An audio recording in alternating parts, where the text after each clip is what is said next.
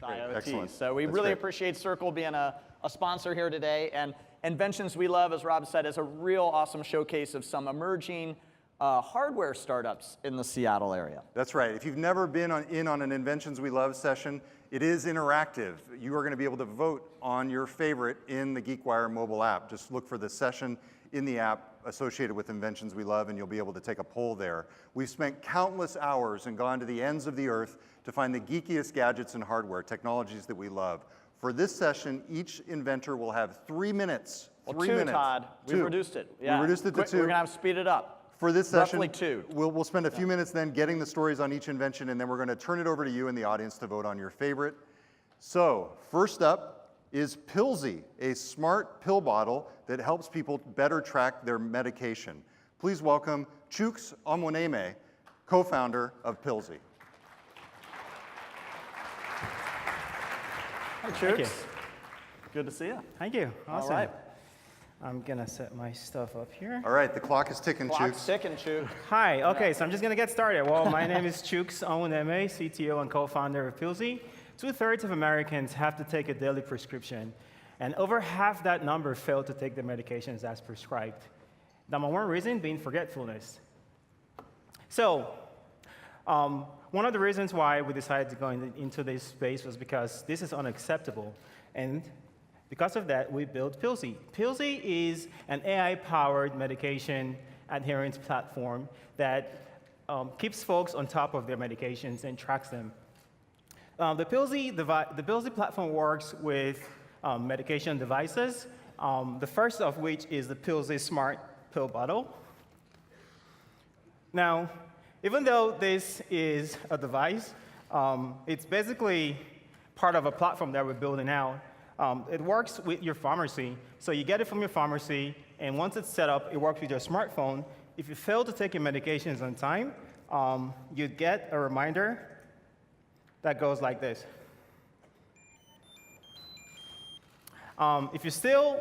If you open this bottle number of times, you would get a double dose warning like this. You hear that? Awesome. So one of the exciting things we've done is make Pillsy a platform. We take the data we collect and we provide it to your healthcare organizations, and this organization uses data to provide real feedback to the user. So it's been really exciting this past few months. We launched it this summer. We sold out our first manufacturing production run, and we are now in the process of building a platform with a bunch of manufacturers. So today, the interface to the medication right now is this. We think this is unacceptable, and I'm here to tell you that the future of pharmacy is being built with this right here in Seattle. Excellent. Cool. Thanks, Chooks. Yeah, great stuff.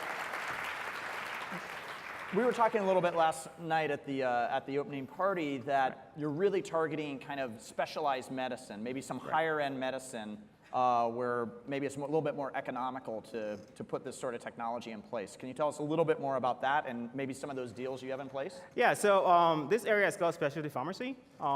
It's one of the fastest growing areas in pharmacy right now. So they deal with the highest level of medications, so really expensive medications, conditions for which you need to be on those pills. And if you miss a dose, you could actually have real repercussions for you. So that's where we're starting out.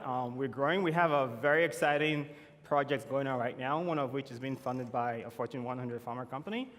So you should be hearing more of that in the future. Great. How much? How much to buy them, or how much to? How much for Pillsy? Yeah. So right now we're selling this off of our website. It's $49. $49 for consumers, but it's more or less a B2B play. So we sell to the pharma companies and specialty pharmacies. So we bill them per patient. And yeah, I was just going to ask about the data you're collecting, because it seems like the data is going to be really critical here in terms of the medication and how folks are interacting with their pills. So what are you going to do with that data? How can you leverage that perhaps to expand your business? Yeah, so right now I said Pillsy is more or less a data play company. We're building a bunch of AI on top of this data right now, as we speak, to make folks have informed decision about their health. Excellent. Very cool. All right, Chooks, thank you very much. Thanks, Chooks. Very cool to see it. That's Philsie. So that is our first First, Invention We Love, Pillsy. Don't Philsie, forget, you yeah. can vote in the GeekWire app. yes. Thanks, Chooks. And next up, we have JikoPower. It's a thermoelectric generator that converts excess heat from campfires or stoves into electricity. Please welcome Maureen Wiley, co-founder of JikoPower. Come on up, Maureen. All right. I'm looking forward to this one. because- You are? Yeah, maybe, yeah. You've never even built a campfire before. No, that's, so. oh, come on. Come on. That is actually not true, John. I Okay, want to say for okay. the record. All right. I met a woman named Nada Kunkera last summer in a Maasai village in Kenya, 50 miles from anything. She is a widow. Her newborn baby lays across her lap as she cooks on an open fire and burns kerosene to light her home made out of mud and sticks. She has no education, she speaks no English, and she has very few rights in her community. But she has a cell phone. Going to Kenya, I knew that 80% of people there own a mobile phone, but only 20% have electricity. But what I couldn't comprehend was what having a cell phone meant to her. That it was access to online banking, weather reports for farming, and any communication outside of a 5-mile radius. This is the JikoPower Spark. It is a thermoelectric generator that converts excess heat from any fire or cook stove into electricity to charge cell phones, LED lights, and other small devices. Simply stick this probe onto any fire or cook stove, a little bit of liquid in the reservoir, and in the handle there's a USB port. People in Kenya and all over the developing world will travel miles and pay up to 1/8 of their income to charge their phone. They'll spend another 1/4 of their income on kerosene, which is dangerous and damaging, to light their homes. Over the developing world, electrification is a $40 billion industry, and it isn't going anywhere. My name is Maureen Wiley. I'm a co-founder of a triple bottom line clean energy company, and we are going to do something about this. I want to tell you about Florence. She's the first woman to ever receive a JikoPower Spark. In her first month of ownership, she doubled her income by selling chargers to her neighbors. JikoPower came out of the Environmental Innovation Challenge at the University of Washington. Since then, we've raised over $90,000 in non-dilutable funds through competitions. We did a small raise. We've been to Kenya and Uganda twice. We did a Kickstarter campaign and raised $52,511. And now we're working on larger scale manufacturing. At JikoPower, we power devices, but we empower people. Thank you.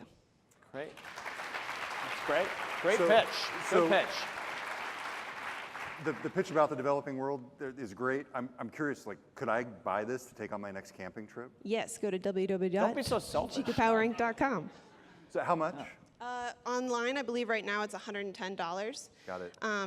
Long term, we're working on larger scale manufacturing and everything else to get that down for people in developing countries. It seems like you're a great target for grants or nonprofits or NGOs to expand this idea. What's your strategy for getting in touch with them and helping to build this into a much bigger project? So right now we're just fulfilling our Kickstarter, and we're working with larger scale manufacturers to get the final design. And then I'll be going and meeting with each of them individually. We have contacts all over the place, but any you would like to provide would be wonderful.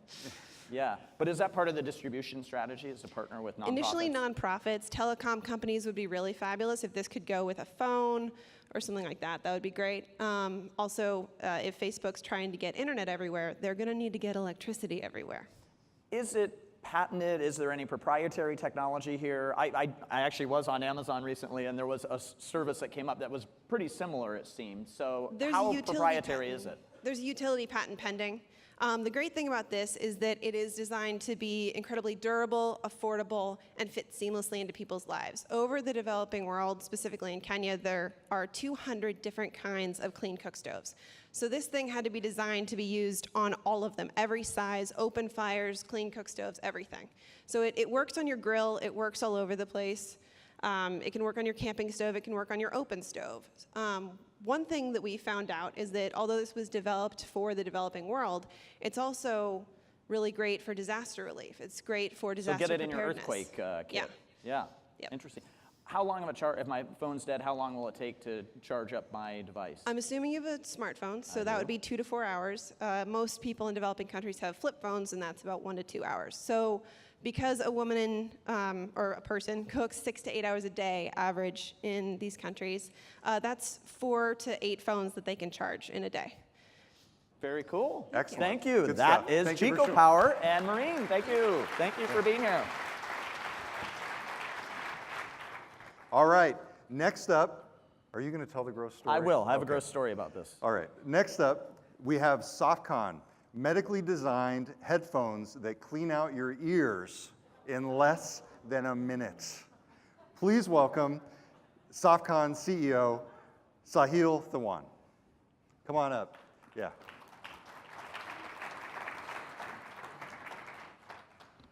All right. Oh, don't bring As that we tool said- up. It oh, brings yeah. up bad memories. Bad memories. right. Yes, yes. Yes, okay. Wow. No, no. Hello, everybody. My name is Sahil Dhawan, and I am the co-founder and CEO of Softcon Ear Care. In just under a year, we've developed the world's first automated ear cleaning device called our Softcon Otoset. Our Softcon Otoset uses pulsed irrigation and continuous suction to automatically remove excess earwax in under a minute. Put it on. So let me share with you the reason why we got into the earwax business. We know it sounds a little bit weird. It all started when my brother was about 13 years old. He would have to go to the physician every few months to have his ears cleaned out by a physician. And it turns out that he's not alone. According to the AAO-HNS, about 190 million children, 255 million adults, and 165 million elderly people around the world have excess or impacted earwax. Impacted earwax is the leading cause of partial hearing loss, and that can lead to educational and social development issues in children, which makes sense because they just can't hear as well. So in the US alone, physicians will perform this procedure on over 231,000 Americans every single week. And for those of you who've never had the pleasure, Yes, I have. Indeed. this is what they use today. It's called an ear and bladder syringe. It looks like something out of medieval times. It really is. The ancient Egyptians, believe it or not, did it better than we do today, so we're changing that. So I'm sure we have a lot of guilty Q-tip users in the crowd today. All I can say is do not use Q-tips. It only makes the problem worse, and they actually have a warning on the box now, just like cigarette companies have to. So we are starting with a clinical device meant for the physician's office, and we do already have plans for a consumer version soon after that, so you can have your ears cleaned out the right way. We want to do for your ears what Sonicare has done for your teeth. Again, I'm Sahil Dhawan, and we're Softcon Ear Care. Thank you. Good pitch. That Good was- pitch on the Sonicare. that The was- Sonicare is a that- good line, you- I gotta you- say. You hit it out of the Nice. park with the last line. Yes, yeah. good on the Sonicare. So- now I know you told me I can't put it on stage because it's under FDA. Yeah, so we do need to go through the FDA as a yes. Class 1 device. So Yeah, exactly. So you're going through that approval now? yeah, so we should be doing our FDA 510K submission hopefully in the next couple months. It's by default a 90-day process, but we've given ourselves a little extra time. Okay, so describe in more detail the process of Yeah. cleaning the ears and taking out the impacted wax. Yeah, so the problem with what they're doing today with that syringe was, first of all, providers are not trained to do this procedure. Doctors normally aren't, and on top of that, nurses are performing this procedure 81% of the time, so they don't also have it. So what they do is they look inside of your ear, try and figure out where the wax is, and then when they get frustrated, they just keep shooting it harder and harder, as you know. So with our device, it shoots the solution to the walls of your canal, so dislodging the wax from wherever it is inside of your ear, and then the suction, which is the big part of the tip, just brings it back out into the waste container, so it's completely self-contained. Okay. and what's the cost?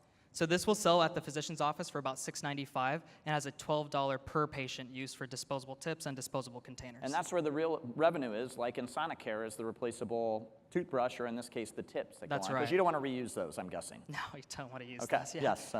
Interesting. Yeah. Well, as you know, Todd, I had my own situation as it related to this in Hawaii, where the doctor came out and said he'd never seen a bowl of earwax that had piled out of my ear to the extent that it had. So I'm excited to give this a try. Yeah, I'm excited to get you one. Yeah, Yes. we've seen some crazy ones so far. I have some stories. So yeah. Yeah.